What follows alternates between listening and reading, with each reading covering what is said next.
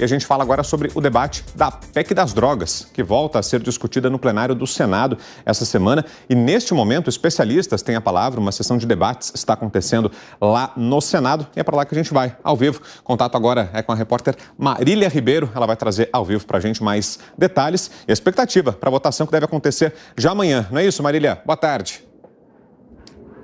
Boa tarde, Brau. Boa tarde a você e a todos que nos acompanham. Exatamente. A discussão foi retomada aqui no Senado Federal sobre a proposta de emenda à Constituição que criminaliza a posse e o porte de todo tipo de droga.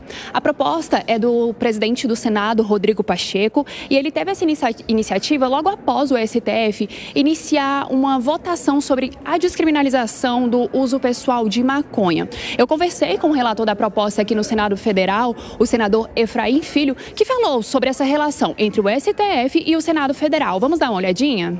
O fato do presidente do Senado, o presidente do Congresso Nacional, Rodrigo Pacheco, ser o primeiro subscritor da PEC, ele demonstra que o Senado Federal quer preservar as suas competências, as suas prerrogativas, entende que esse é um tema que não é para ser decidido por tribunais, é um tema para ser decidido no parlamento, onde estão os representantes que foram eleitos. Eu acredito que a palavra do Senado, que tem a missão de representar a sociedade em temas dessa natureza, será decisivo para aprovar a PEC e dizer que a descriminalização das drogas não é o melhor caminho para o país. Brau, e amanhã acontece, aqui no Senado Federal, a última discussão e logo em seguida deve começar a votação sobre essa PEC que criminaliza a posse e o porte de qualquer tipo de droga. Para sua aprovação, Brau, é necessário ter o apoio de pelo menos 2/3 dos senadores, ou seja, pelo menos 54 votos nesses primeiros turnos. Só mais uma informação, conversando com o senador Efraim Filho, ele falou que acredita que pelo menos essa primeira proposta seja aprovada com pelo menos 60 votos. Qualquer novidade, eu volto. Agora é com você no estúdio. Combinado então. Valeu. Bom trabalho por aí. Marília Ribeiro. Até mais. E aí, Gani, concorda com os termos em que está colocada essa proposta? Ela seria bem-vinda, na sua opinião? Eu acho que sim. Eu acho que é importante manter a criminalização das drogas. Eu acho que tem uma grande confusão no debate público. O fato de tornar o consumo de drogas crime não significa que a pessoa vá para a cadeia fumando um cigarro de maconha. Não é esse o ponto, mas tem que ter alguma punição. E a punição para justamente inibir o consumo. Pode ser um trabalho voluntário, pode ser uma multa, algo do tipo, mas algo que iniba o consumo. Se na prática a gente determinar uma quantia X e a partir daqui não é mais crime, o que vai acontecer? Isso vai incentivar o consumo. E o incentivo do consumo leva a pessoas à criminalidade, alguma ou parte delas à criminalidade, e gera também problemas de saúde. Todos os países que foram nessa direção de descriminalizar as drogas estão tendo problemas com o aumento do consumo, seja problemas de saúde ou do aumento da violência e da criminalidade, tanto é que alguns pensam em rever as suas políticas de descriminalização. E você, Piperno, o que acha dessa ideia de que seja criminalizado o porte de toda e qualquer quantidade de droga? A Alemanha, por exemplo, acaba de aprovar. Errou. Maconha. Errou. Mas aí que tá o negócio. Não existe um movimento mundial consensual de que... Não, liberou maconha. Mas muitos estão lá, o estado do Oregon, nos Estados Unidos, estão aumentando. Um outro estado, como por exemplo, tem um outro estado que vai lá e proíbe, por exemplo, rede social. Tem maluquice em qualquer lugar. Eu acho que não dá para tratar tudo da mesma forma. Por exemplo, você tratar consumo e porte de heroína com maconha. E outra coisa, eu acho que também determinar essa questão da quantidade é fundamental. É óbvio que o cara que está com um tijolo de maconha, provavelmente aquilo não seja apenas para consumo pessoal.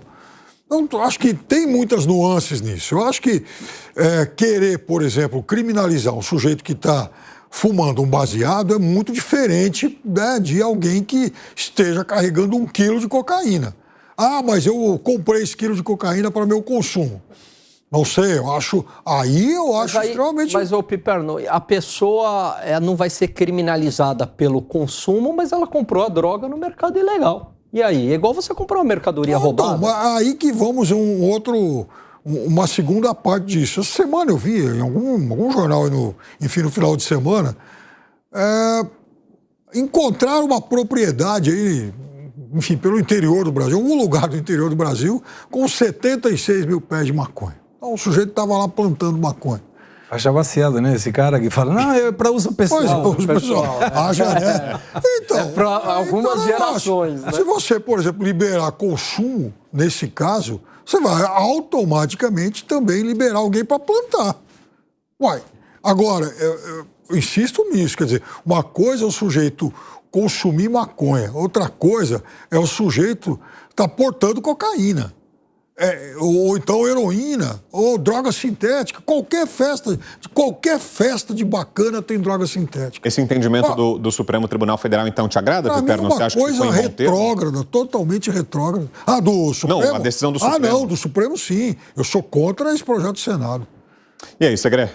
Eu acho que deveria juntar várias coisas aí. Primeiro, não é a mesma coisa comparar maconha com cocaína, com, nem sei o nome, heroína, aquelas drogas muito pesadas.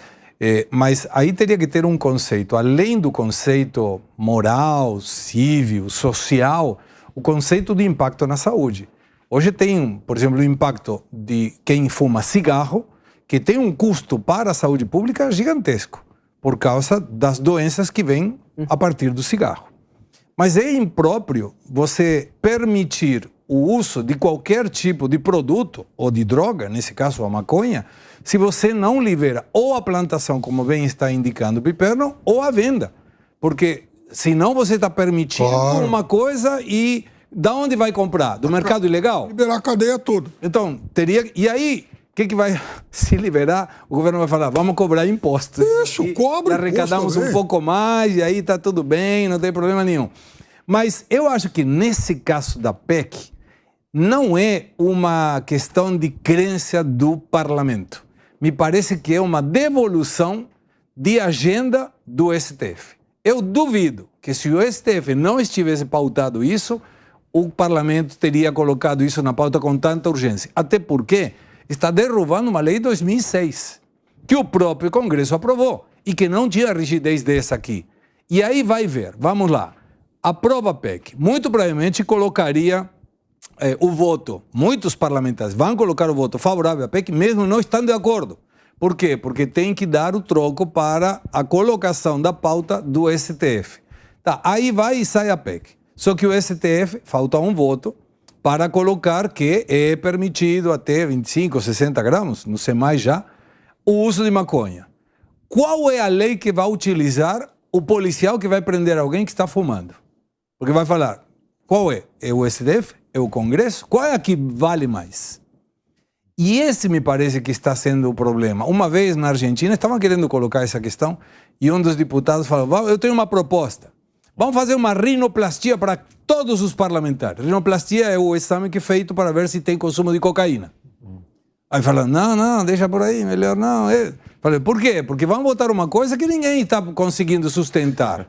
Ou poucos estão conseguindo sustentar. Então tem que tomar cuidado. A questão das drogas é uma questão social, de impacto de saúde, mas deve ser avaliado em todos os aspectos e não apenas num troco para o STF haver colocado na pauta e agora o Congresso querer legislar contrário ao STF sem considerar o que seria melhor para a população. Diga, Langani. Não, eu sou até a favor de estabelecer uma quantidade para determinar o que é tráfico de drogas e o que é consumo, mas não descriminalizar. Abaixo dessa quantidade, continua sendo crime, mas você não vai ser tratado como um traficante, mas você vai ter alguma punição. E que não seja apenas o critério da quantidade, mas outros critérios. Por quê? Porque o traficante é muito esperto também, né? Então, ao invés de vender um tijolo de maconha, como colocou aqui o Piperno, ele vai fracionar isso daí. E aí vai falar, olha, mas não é tráfico, é para consumo. Então, que mantenham-se os outros critérios que são utilizados hoje. O local, né? Se a pessoa está com rádio ou não, O troco, né? Se tem antecedentes criminais ou não. Enfim, todo um conjunto de critério, mais a quantidade, aí tudo bem, né? Mas, de novo, a quantidade e outros critérios para estabelecer se é tráfico ou não. Mas o consumo tem que ser uma contravenção, sim. Não tem que ir para cadeia. Acho que uma pessoa lá que, né, senão fica muito complicado. Mas tem que ter algum tipo de punição, senão você não vai inibir o consumo. Você vai estar incentivando o consumo. E é um problema. Pela expressão do Piperno, acho que ele não gostou muito da sua proposta, não, Gani. Não, você sabe que eu cheguei a pensar em algum momento? Não, isso aí, eu acho que, veja, você, por exemplo, estabelecer uma quantidade que seja algo horizontal para todo tipo de drogas, tal, inclusive sintéticas, a gente cai no outro terreno. Por exemplo, sei lá, 5 gramas de maconha representam uma coisa, 5 gramas de cocaína, outra. Agora, eu acho o seguinte, bom, primeiro, como eu já disse, sou contra qualquer tipo de criminalização por uso de maconha. Segundo, eu acho que no caso, por exemplo, de outras drogas mais pesadas, talvez a lei pudesse pensar em estender a delação premiada. Então, Alan Gani foi pego com 20 drogas aí de heroína. Pois é, muita coisa, né? Segundo o texto vigente, você poderia ter problemas lá com a polícia e tal, né? Mas, se você delatar de quem foi que te forneceu isso, talvez você pudesse aliviar a tua situação. Tá falando de narcotráfico. Só que vão te matar, né? Tá falando de narcotráfico. A ideia é boa. Mas quem é que vai ter a coragem? Aí depois vem um juiz e anula tudo. Foram pegos, sei lá quantas toneladas, era um tijolo dava para fazer pirâmides, 2 picapes de pirâmides. O juiz liberou, porque falou, não, ele era uma mula. Pô, levava uma picape inteira de maconha, 2 picapes, eram 2 pessoas. Foram liberadas. Por quê? Porque o juiz entendeu que eles eram trabalhadores que estavam precisando de uma graninha. Não, mas no caso aí do narcotráfico, do medo, o traficante, ele deve fornecer para tanta gente que provavelmente ele não ia saber de onde partiu a denúncia. Sabe? Mas você vende para 100 caras num final de semana. Não.